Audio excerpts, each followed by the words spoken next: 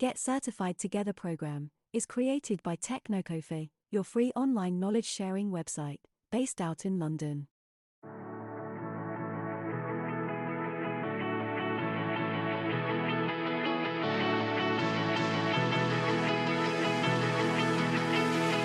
Really important. You need to identify what are your sources, what kind of data you require, and what kind of information you are looking for. Once you have identified everything, you need to start collecting the information. Now, collection is something we have discussed before as well, some kind of logging or some kind of syslog server. Those are like your day-to-day logs. For this particular setup, you can reuse the same solution, or you can deploy some kind of short-term logging solution as well. So you can collect all the information from different sources. Now comes the most important part.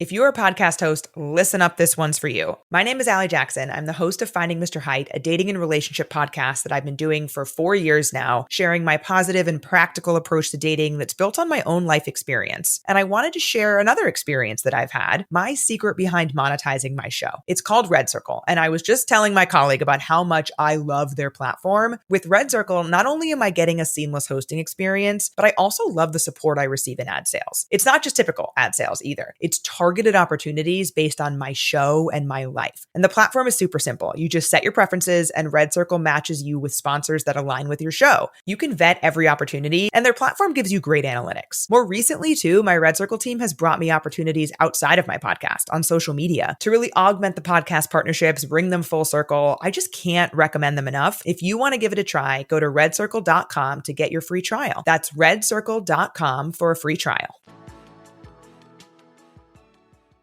Hey everyone, welcome to another episode of Get Certified Together series. This is episode number 45 I am recording today, and if you are following the show regularly, then of course you can recognize that it's been more than a month when I last recorded my episode and it was available online. So I had, although, a good reason for that. This is something personal, but it's okay to share with you guys because of course you are my listeners. So I am a dad second time, and I was on a paternity break. I was of course supporting my family and taking care of the elder one. Everyone is good, both baby and mom is fine, and of course I wanted to spend some time with them. At times I really thought that I can take out some time and record something, because of course I was reading about the stuff about my next episode whenever I was getting time in between. But to be honest, it didn't feel like that I should be really doing it, because I thought of giving it a full break from any technical stuff for whole 1 month. So neither did I check that regularly my LinkedIn feed, my Twitter account. I was more into reading those self-help books. I'm not sure whether you are into it. To be honest, I am also not into them. I'm not really into the idea that there might be a book which can help me, which understand my situation and which can help me out in what kind of positivity I need in my life. I love to learn those lessons myself, and I love to stay positive myself. So I was not really into reading those self-help books, but I really did find one book which is quite interesting. What made this book stand out among all the books was it's related to procrastination. This is something which we regularly face. Means we all have those times when we know that we have to deliver something or we have to work on some task, and then we, instead of working on that, we just simply scroll our mobile phones or simply spend some time somewhere, listen to some songs, and then we blame not only ourselves but we blame even the situation as well, that this is something which my boss is forcing me to do, or this is something my life is so busy that I even cannot take time out for going for some run, or I cannot even take time out for some leisure activities. I have so many things to do. So these books actually deals with both of these topics. First of all, it helps us understand why we actually tend to procrastinate and how we can resolve it, instead of blaming ourselves and thinking that we are the lazy person, which is bringing us in this situation where we are avoiding our regular task and we are just wasting our time in doing some other activities. So it's not giving you guide about like how you can manage your time and what kind of tips and tricks you should be having to stop doing that. Instead, this book helped me understand that why we actually do it in the first place and how we can gradually move from using this procrastination from negative towards more on positive side. So for example, one of the biggest fear or one of the biggest tendency which we have, which leads to procrastination, is when we have these hardcore timelines and we say to ourselves that this is something we have to do. Like for example, I have to deliver a project, or I have to write a document for a particular code I have written, or even like this, like I have to record something for the audience, or I have to record my episode, it's been a long time. These have to words are the one which make ourself, our inner self, feel like this is something which is being forced upon. I like recording the podcast, but when I say that I have to record something for this week, that means I'm telling to my inner self that someone somewhere is forcing me and this is something which I have to do. Instead of using this term, what I should be saying is I choose to record one of the episode for this week because this is by my own choice. I want to do it, and this is something which I will be doing this week because I am choosing that task. It's not like someone is forcing me to do it, it's by my own choice. And using those simple tweaks and simple strategies into your mindset, it really helps, because I'm not just giving you guys like blind suggestion here. This is something which I am starting to implement now, and I'll be telling you guys honestly if this strategy doesn't work for me in longer term, but at least in short term I can feel the difference that this is something which is happening, and I can, instead of even like simple those day-to-day household chores like I have to take out the bins, instead of that I just simply tell to myself that this is something which I am doing now, or this is something which I'll be doing in another hour, and that's my choice then. So instead of someone forcing me, I'm choosing this particular task to deliver, and that makes a hell lot of difference. And of course this book also talks a lot about like activities, guilt-free leisure time, where if you have done something, some project work, even if that's not finished, it doesn't mean that you have to sacrifice your leisure time or the time which you spend with your family and your friends. If you like going to gym or going for a run, then do those activities, because if you stop yourself from doing those activities and you stick with your work, slowly you will start hating your work, which is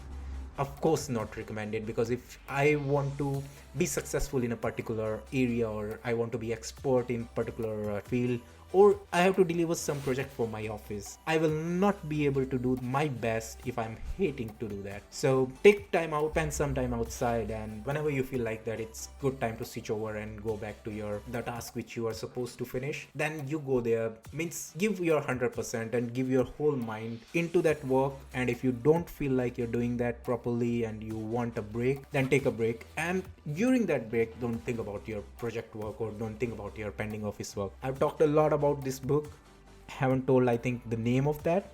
So the book name is The Now Habit, and it's by Mr. Neil Flo. He's PhD, and I'm not really sure in, is there somewhere it's mentioned in which university or something, but yeah, he's so he's PhD and is a management consultant and licensed psychologist in a private practice in California.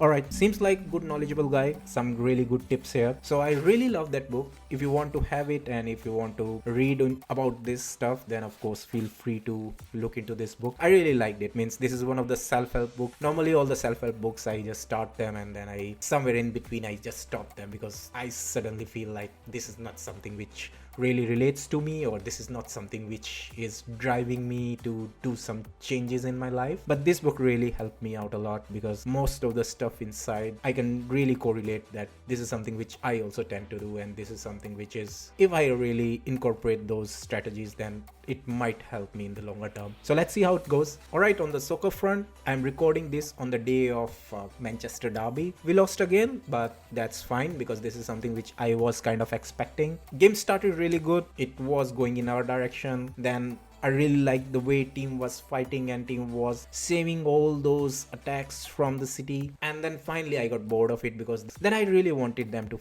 do some fight back instead of just sitting there like ducks and waiting for City to shoot and score, because it was a matter of one goal only, and moment City had their first goal, it was pretty straightforward for them. So that's the thing. Means I'm not sure what to say, because this is not the place to do it, because this is our Get Certified Together podcast and not some soccer discussion room. So this is something I'll leave it for my Twitter feed, and let's roll back to our existing episode. So I will be covering the topics related to Domain 5 today, and hopefully I'll be wrapping all the topics of Domain 5, and we will be moving for Domain 6, which is last domain of CCSP. We'll be moving to domain 6 in next episode, and by then we'll be having a better idea like how much we have covered and how many episodes are still required for CCSP. So hopefully CCSP will be wrapped up soon. Alright, before moving to today's episode, let's take a quick short break. Alright, welcome back. For this week episode, like I told, that we will be starting off with the remaining topics of domain 5. So one of the topic which is still remaining is related to digital forensics. Now, digital is something which we all know. Any data which is not physical, which is stored either on your laptops or onto the cloud, onto the server, on some memory storage disk. All those data are digital, which you cannot see physically, but you know that this is something which is stored on some location. Forensics is what we want to do with those data, because there might be a time where we have some kind of incident, and what you really want to do is make people accountable after that incident is finished. So remember, there were a lot of phases in incident management, and in the last phase we actually have to discuss like what happened, and we have to document everything, how it started, what kind of data is lost, and in the end we have to make someone accountable. There must be someone who started the first attack, and how people responded to it, how it was taken care of, and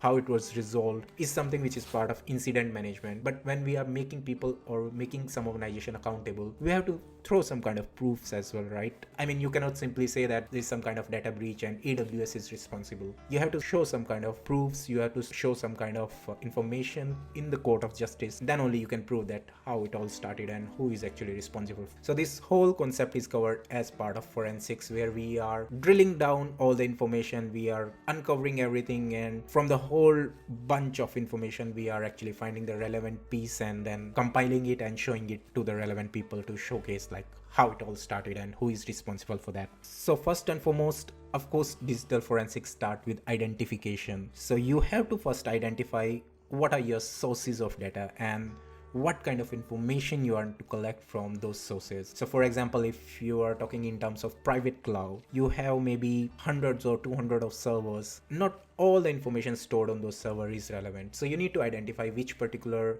server or which particular virtual machine or which particular application for which you require logs, what kind of duration you are looking for. You cannot just simply ask for 6 months old data and then just start reading them. You need to understand that you have a limited capacity to uncover everything and to read through everything. So of course that identification bit is really important. You need to identify what are your sources, what kind of data you require, and what kind of information you are looking for. Once you have identified everything, you need to start collecting the information. Now collection is something we have discussed before as well, some kind of logging or some kind of syslog server. Those are like your day-to-day logs. For this particular setup, you can reuse the same solution, or you can deploy some kind of short-term logging solution as well. So you can collect all the information from different sources. Now comes the most important part, which is actual analysis of the data, which can be manual or can be automated as well. Depends on what is the spread of your information or how long is your data which you are using for forensics. And last but not least is we need to maintain the integrity as well. So for example, if you are using a particular set of data and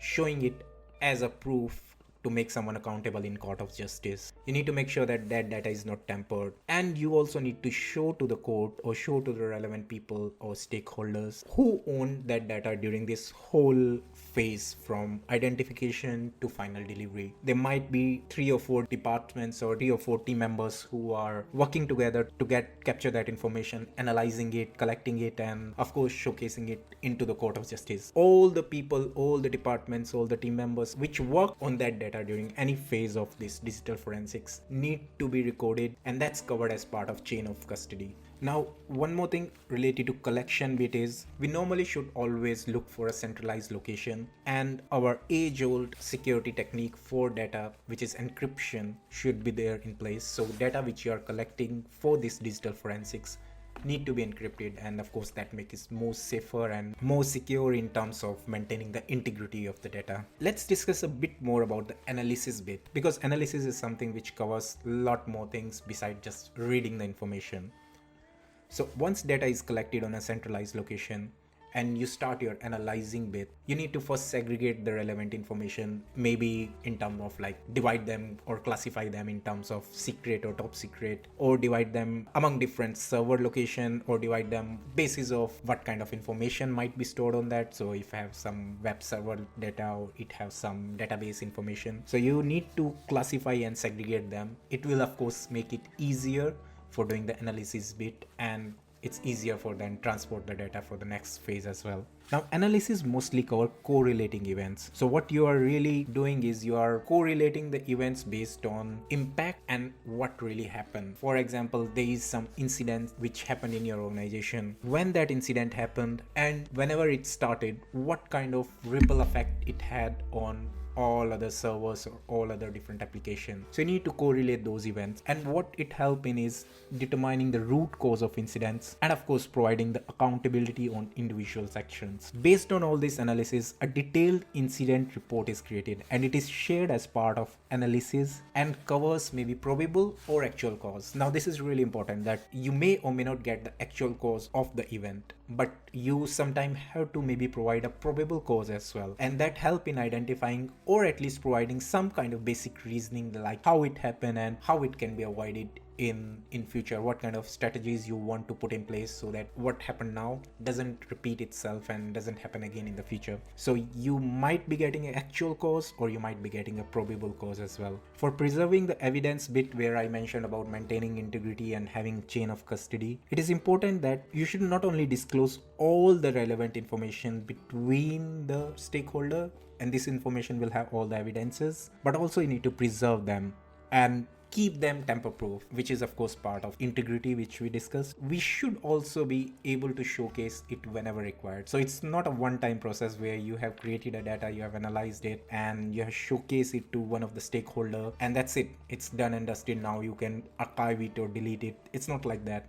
You need to keep that data always in hand, so whenever it's required in the next hearing, or whenever it's required for some other judiciary purpose or some other organization, you need to bring it back again in the same situation or in the same condition. So it shouldn't be tampered again. You should be keeping it as safe and as secure and always ready for access.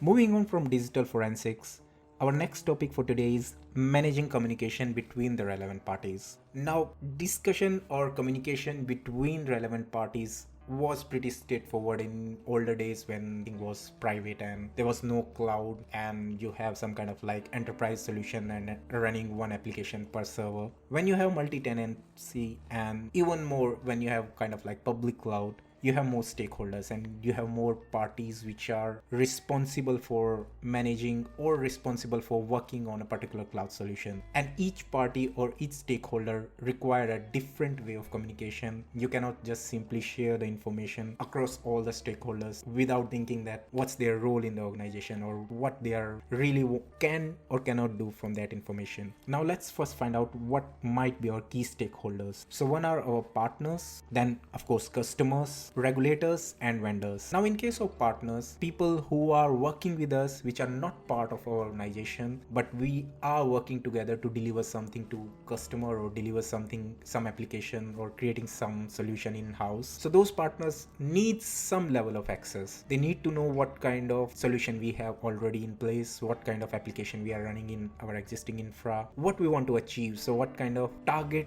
application or what kind of target solution we want to create from all these partnerships. So they need some level of access, but they are partners, they are not part of our organization. So we need some kind of like different level of access between the partners and our organization. So they might have visibility of some information, but they shouldn't be having access to everything. It is important to cover their access as part of existing controls in place. So there is no need to create a separate solution for them. Just make sure they are covered as part of your existing controls or existing access control application or solution which you are using, and they should be having a different level of access. That's the only thing we want. And this includes both onboarding and offboarding as well, because remember, they are partners, So whenever they have worked with us and our partnership is over, then they have to go back and they have to work with someone else. So we need to offboard them just like we are offboarding an existing employee. In case of customer, it is really important that we have open and clear communication with them. But of course, we shouldn't be sharing every information related to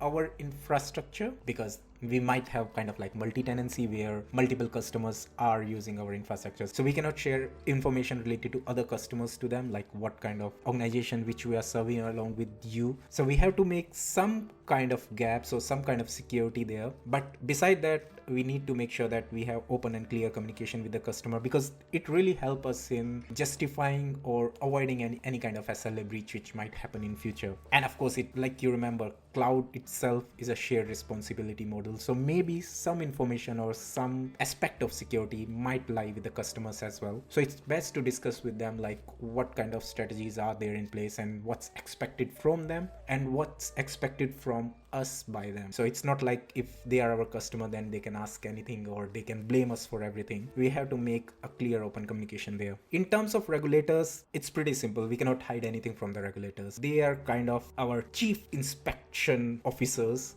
who can come in and ask for anything, and we have to just showcase it to them. Hiding or telling lie or giving wrong or falseful information of course can hurt your organization. So it's really no-brainer that regulators need access for everything and they should be getting all the information, all the data. Even though you might think that this is something not relevant for them, but still it's best to convey what kind of information you are having with you related to your infrastructure, related to your deployment onto the public cloud, what kind of locations you are using, what are different applications, what are different solutions you are using from different public service cloud provider. Share everything with them. Now vendors might not need information for whole infrastructure and deployment because they are vendors, they are just providing some solution or some services. But if some services or if some application is relevant or it's related to the kind of solution which they are delivering for us, then we have to provide that information, means otherwise that solution will not work. For example, there is an application which need integration with your existing infrastructure or integration with your existing OSS or CRM solution.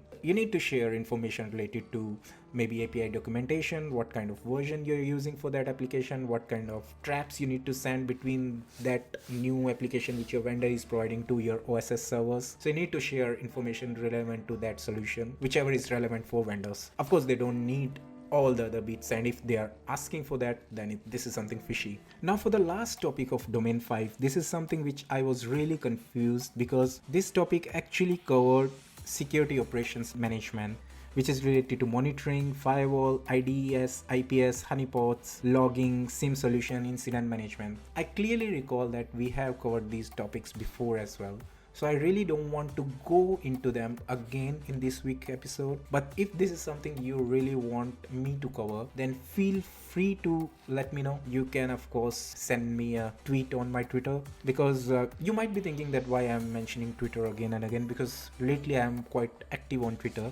I'll be sharing my account in this week episode as well, so you can send me message there, and if this is something which is really relevant for you guys, then I can cover it again. To be honest, means this is something which is quite straightforward, discussing about firewall, IDS, IPS. We have covered it, but if this is something which you want me to cover again, then feel free. I will be covering that in the next week episode.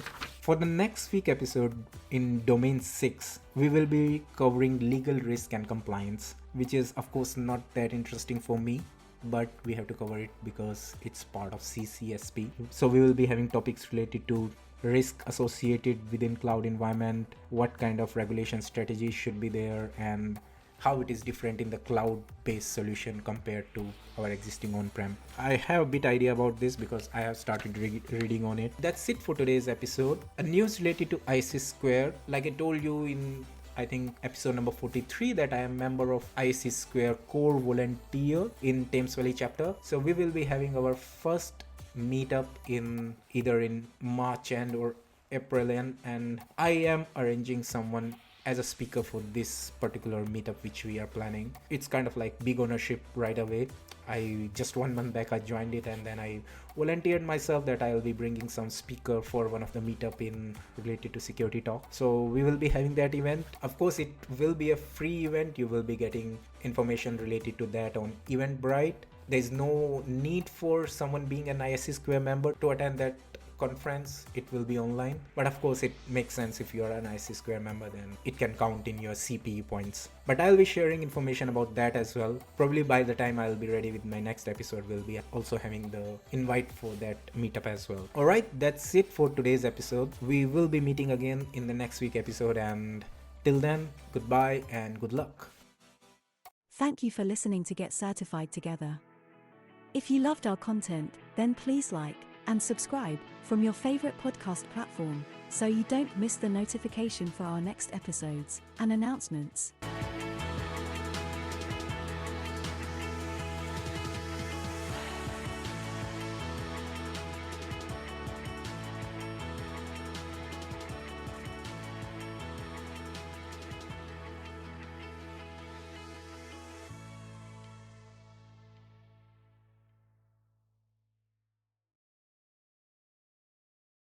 If you're a podcast host, listen up, this one's for you. My name is Allie Jackson. I'm the host of Finding Mr. Height, a dating and relationship podcast that I've been doing for 4 years now, sharing my positive and practical approach to dating that's built on my own life experience. And I wanted to share another experience that I've had, my secret behind monetizing my show. It's called Red Circle, and I was just telling my colleague about how much I love their platform. With Red Circle, not only am I getting a seamless hosting experience, but I also love the support I receive in ad sales. It's not just typical ad sales either. It's targeted opportunities based on my show and my life. And the platform is super simple. You just set your preferences and Red Circle matches you with sponsors that align with your show. You can vet every opportunity and their platform gives you great analytics. More recently too, my Red Circle team has brought me opportunities outside of my podcast on social media to really augment the podcast partnerships, bring them full circle. I just can't recommend them enough. If you want to give it a try, go to redcircle.com to get your free trial. That's redcircle.com for a free trial.